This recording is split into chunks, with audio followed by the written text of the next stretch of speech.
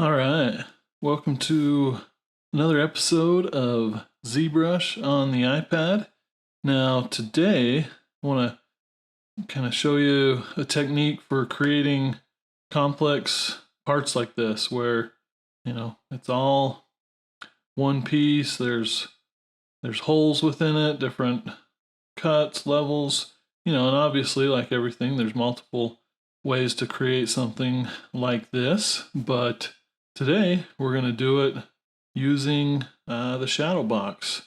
So let's go ahead and jump out of here and create a new sculpt. And I'm just going to start with a cube, and then I open up my menu here and go to geometry, I believe, and then turn on ShadowBox. Well, first let's get us a resolution. I want to make it fairly high res, so let's 400 something.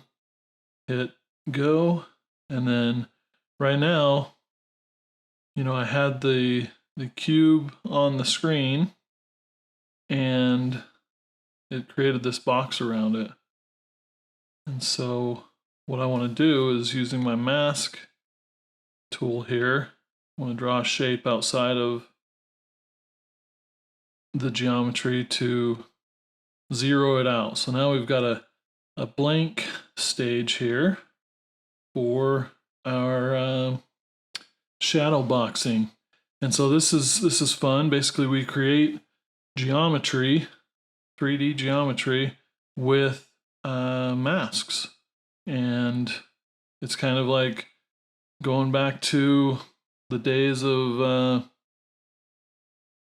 drafting, where you would have a part and you'd have to design it from 3 different angles or multiple angles, and then you give that to the machinist, and then they would know how to create that based on those different drawings.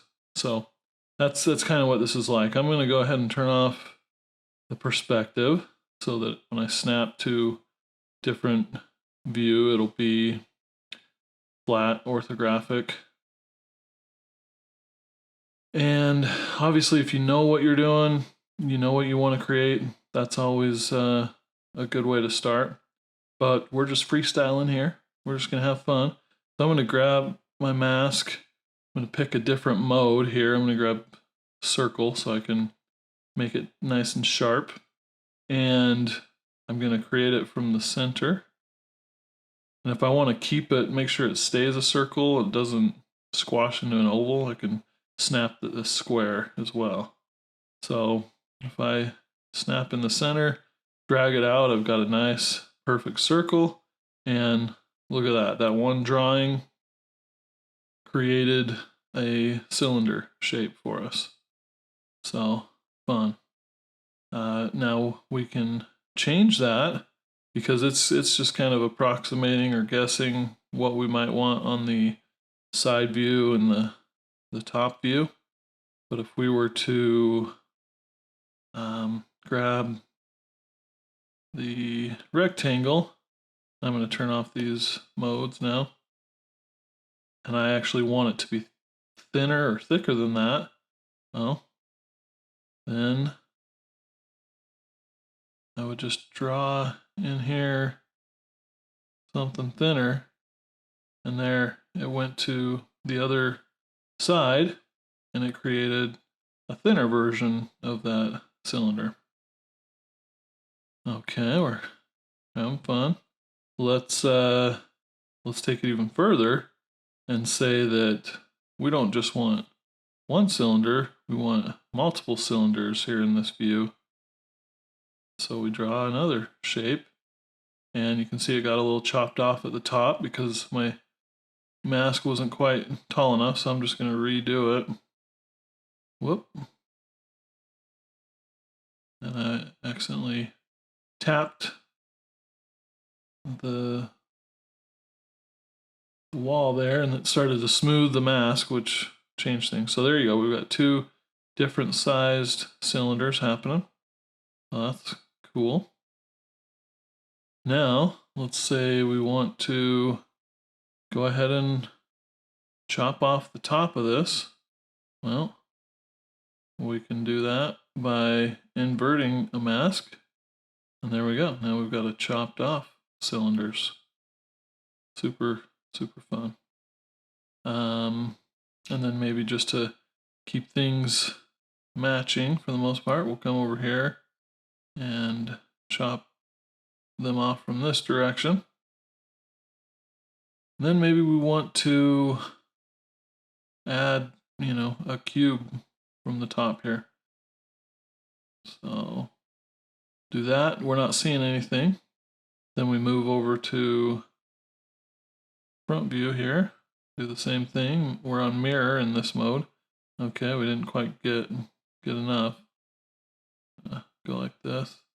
All right, cool. So now it's just on this one, object because we don't have anything over here. So it's being true to all that. So that's pretty fun. Now if we were to go to the bottom and create a cube, that just kind of reinforces what's on the sides. And even though there isn't a gap at the bottom, it knows from the information of the other planes that that's basically what we want. All right, let's keep going here. Let's grab the circle again, do those settings, and I want to subtract a circle from the center. Boom, cut right through both of those. So that's exciting. Okay, let's do the same thing on the sides here. Whoop. I added geometry rather than taking away. Okay, chopped right through there. Let's go ahead and add another one or two just for good measure. And if I need to move it halfway through, I can do some finger gymnastics over here. And boom. So this is already, pretty complicated part we got going. Let's see, what else can we do to it here in this world? Well, let's go ahead and add another shape over here. Whoops.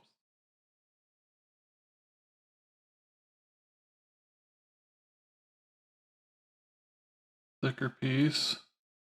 It's not sure what to do with it yet because the bottom is kind of canceling it out. So let's draw a shadow down here. Gives us the width of that thing. And you can see it's picking up everything that was done before. The hole in the center, those cutouts in the side. So super fun. And then if I decide, oh, that's a little too thick, chop it down a little bit, boom. Okay. Clean this up down here if we want.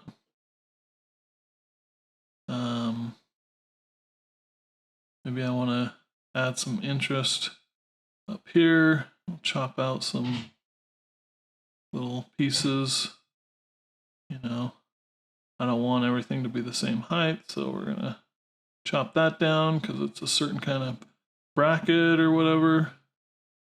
So pretty fun. I hope you're having as much fun as I am. Another thing we can do is use these different modes. Let's use a curve to kind of chop off a corner maybe. Boom.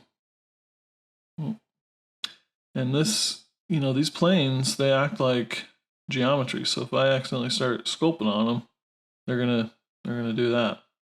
Doesn't change my shadow box, but not what we're looking for.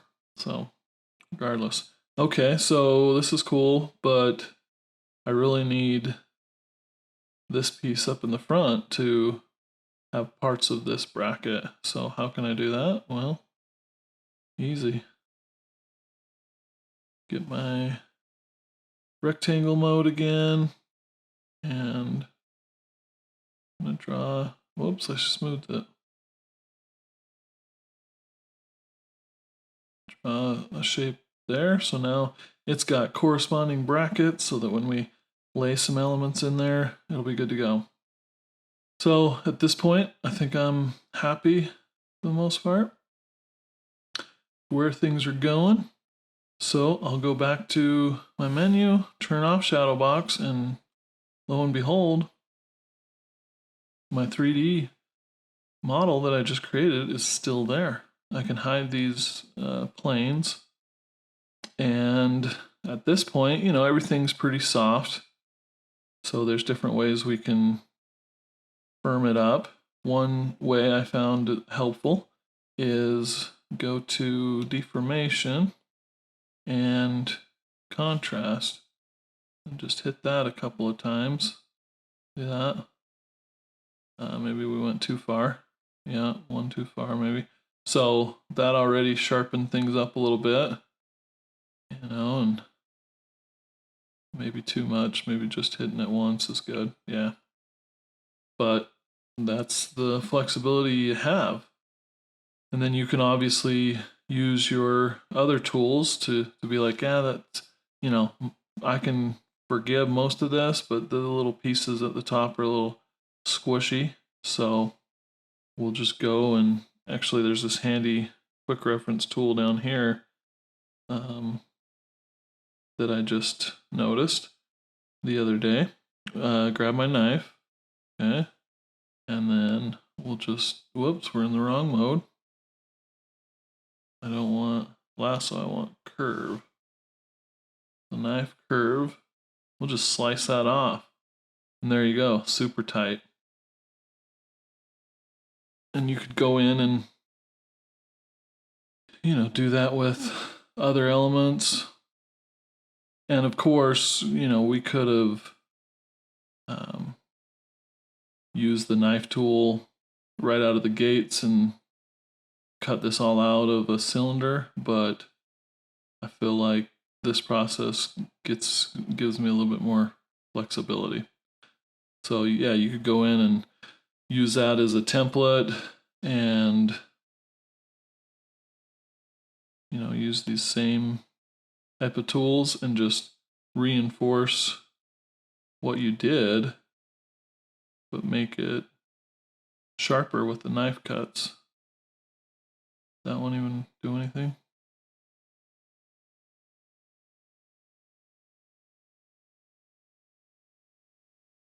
Huh.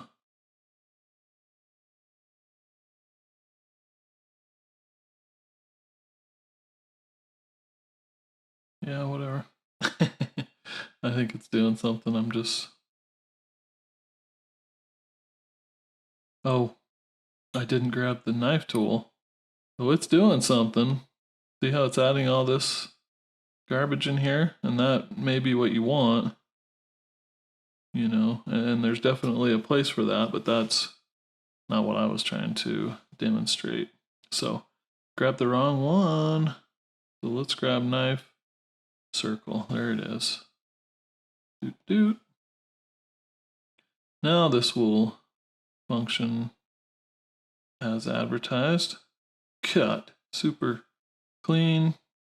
And the nice thing is this gives me a guide for what I did before.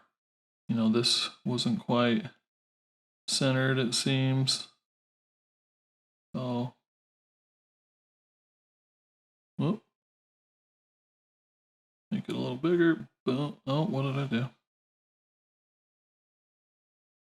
Oh, that's right. The knife tool doesn't like it when you slice in the center of things.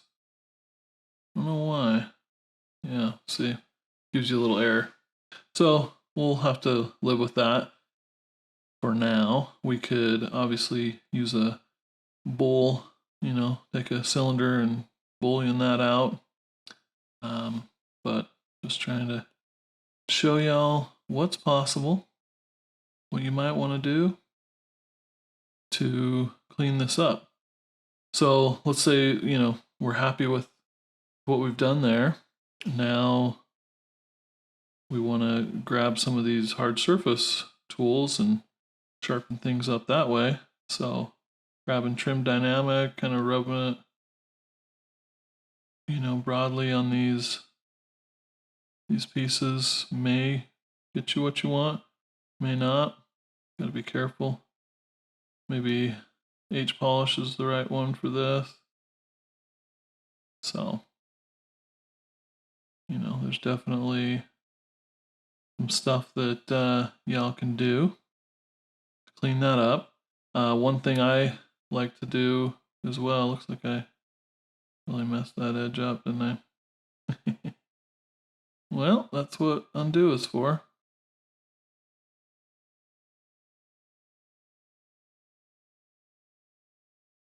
There we go. But yeah, one thing I like to do is with trim dynamic, we'll make it a little smaller, and then I'll take some of these edges and just kind of blur them, or not blur them, smooth them out, so it gives me something to grab onto. And then with my trim dynamic, still a little big, I'll just trace along there and add a nice little bevel. So you could use the lazy mouse, lazy stroke stuff to help steady those strokes if you like. All right, so yeah, you can just go around and smooth these edges out, run the trim dynamic across those a couple of times. And again, this brush takes some getting used to. At first it seems pretty random, but as you play with it, you start to kind of see the method to its madness. So I'm not going to do all these edges, just trying to give you an idea of what you could do. Smoothing on that kind of turned out gnarly, so let's see if we can just rub it down. Yeah, not the best result there. And part of it may be that I need to Dynamesh, give myself a little bit more geometry to work with in some of these areas, which is totally cool. You do you.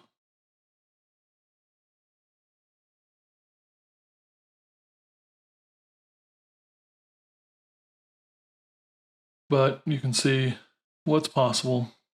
Give it kind of that not machined look, but maybe cast look, like this was, sand casted or something.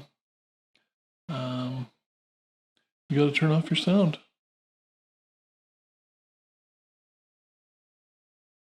All right, and then you can use obviously other techniques to add to it. So if we're happy with that general shape, then we can, for example, grab the insert mesh, and we're going to grab a cylinder. And then you can't, with insert mesh, you have to start on geometry. So I'll just start down here, draw it out. And then with the move tool, it's kind of wonky right now. So holding down this plus minus, I'll zero out the rotation. And now I can bring it up here and scale that out. Bring it all the way through my model here. And then I can use that as a, the piece that I actually want in there, as well as a boolean to round out that inner area. So I'm going to make it a little bigger. And then, to make all that possible, got to go the layers here to subtools and go to split unmasked points. Now that cylinder's its own thing. And look at the geometry, it's classic cylinder. And I want to add a little bit of definition, a little more polygons. So I'm going to divide it. And well, look what happened there. It did some weird things. It tapered our edges. Now, if that's what you're looking for, then great. That's how you do it. But the reason it's doing that is because it's smoothing at the same time. So remember that tool I was complaining about before? Well, we can use that to, these tools over here where I thought I was getting the knife, we can use that to add more geometry. So let's try this. Nope, cut it off. It's the wrong one. And that's something you'll find. So that was the knife tool. Whoops. I need this one, slice rectangle. Boom, added more geometry. So this is actually helpful when it comes to the lack of the Z modeler tool that I'm always complaining about. This actually is a way to get some clean geometry. So now, we've tightened up these edges. We could even get crazy and add, make sure these are on center and square, add some rings in here. Boom, cut all the way through, rings on that side, rings on that side. Look at us. We're creating clean geometry without the Z modeler tool. So now we go back to here, divide. It's keeping a pretty clean, sharp cylinder. Boom. It's almost like I know what I'm doing. Don't get cocky. All right. Let's duplicate that. I'm gonna hide one of them. We're gonna change our boolean process to subtraction. On that one, we're gonna turn on live boolean. Look at that. It's cutting out a super clean, sexy cylinder out of the middle, which is what we want. So we're gonna go back here to boolean, make boolean mesh. It's doing its thing. Working, okay. Now it's created it, but we haven't seen anything. Well, that's because put it in here. So we click on that, boom, paste it in there. That means we can get rid of this guy and get rid of this guy. And lo and behold, we've got our piece. And if we solo it, we can see it still has a hole in it. So that's good. This cylinder is probably a little too tight in there now. So let's just scale it down a little bit. Whoops. On the right, yeah, okay. Scale it down. Why is it not working? What am I doing? Oh, something's wonky. It's stuck in, oh, somehow I unlocked it. So we got to lock that guy. Now scale it. There we go. See, you're always doing stuff, accidentally tapping things that you didn't mean to. That's okay. So let's say we've got these nice cylindrical cuts here. So let's just duplicate this guy and drag it on over. What is it doing? Right, we're on mirror. So we got to turn mirror off for a minute. Bring it over here. We're going to scale it down until it fits like it's supposed to in here. Just nestles right on in there, floating. Then we look from the other side and we lost some of our scale, so we could stretch it out like this, but may or may not get the results we want. So another way to do that is use our mask, and we'll grab a piece, tap outside, invert it, and then drag it this way. And maybe we want to even over here. We'll unmask it. We'll mask this area on this side, although it's basically where we want it, but then we'll invert it, move it over so that it's pretty much even with that cylinder.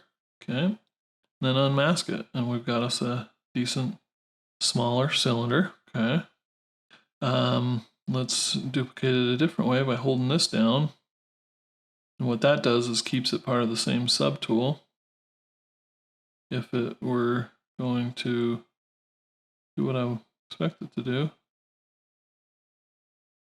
Oh, sometimes, some people's children, right?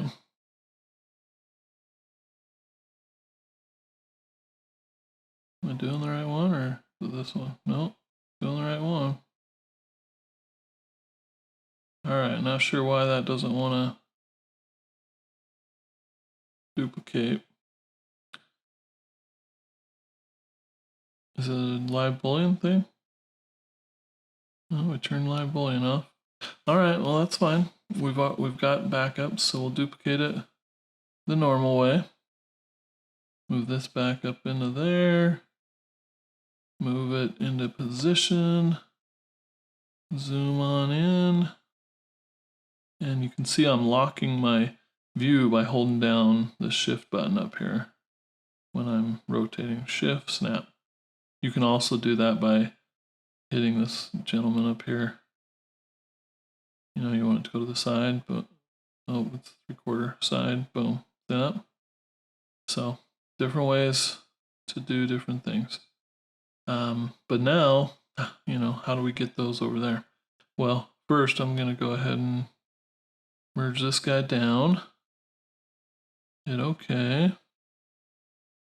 We got the right stuff, yep.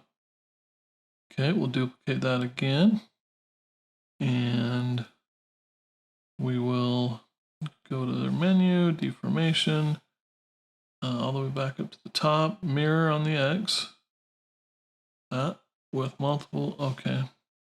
Ah, yes, that was why it wasn't duplicating, because I forgot that we still have multiple subdivision levels. So delete those lower ones, go back to deformation, mirror it, and boom.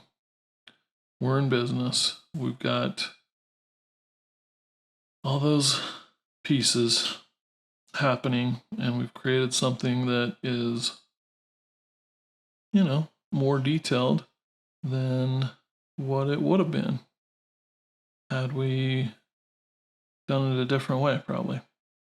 So, you know, have fun with this. There's obviously a lot you could do. You know, remember I started to sharpen some edges. You can do that, you know, depending on how big this piece needs to be on your model. You might be totally good at this scale, you know. If it's a relatively small piece, that looks super hard and sharp and good. So hope that helps. That is building complicated geometry using ShadowBox. Happy ZBrushing.